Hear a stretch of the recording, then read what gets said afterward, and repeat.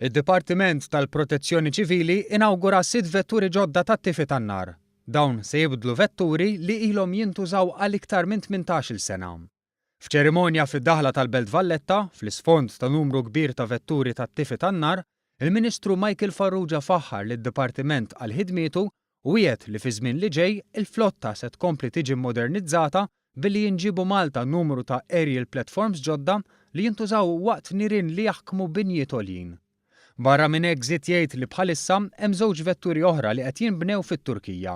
Vetturi li ġorru sa 10,000 litru ilma, aktar minn 1,000 litru foam u ammont sostanzjali ta' dry powder biex jintużaw f'każijiet ta' nirien industrijali. Intant tal-ewwel darba f'pajjiżna inġiebu diġà żewġ high volume water carriers li huma kapaċi jippumpjaw 10,000 litru tilma kull minuta. Se jinbidel ukoll l-Incident Support Unit. Fil-preżent kien qed jintuża truck Volvo li kien inġib użat minn Londra. Din il-vettura mamra b'generator, sistemi ta' dawl, kompressur li jimla t-tankijiet tal-arja, riserva ta' tankijiet tal-arja kif ukoll 3 km ta' pajpijiet tintuża bħala sapport tal-vetturi l-oħra f'inċidenti kbar.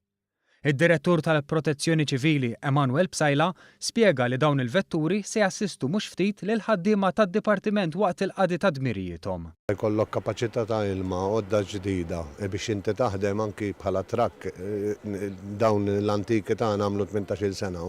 Ġifieri meta qiegħed tibdel u ġib il-modern dejjem inti qiegħed effettiv iktar biex tasal fuq il-post tax-xogħol.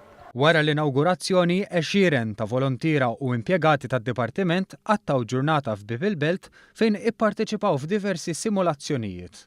Din l-attività ġiet organizzata mill-Union tal-Protezzjoni Ċivili b'kollaborazzjoni mad-Dipartiment innifsu. Il-Kumitat tal-Union ħareġ bil-proposta biex norganizzaw din l-attività biex niġbru l-flus mal-Community Chest Fund u natlabna l-permess lid-direttur, il-permess sadda ġifieri din il-kollaborazzjoni bejn il-Union u d-Department in aid of Community Chest Fund. Biex jagħlaq is-Sur Bsajla appella lil poplu Malti sabiex joqgħod aktar attent f'dawn iż-żminijiet ta' festi. Irid ikun kawt, kulħadd irid joqgħod attent dejjem, niftakru li inċident jista' jirrovinalna ħajjitna, allura ma nġibux aħna bidejna.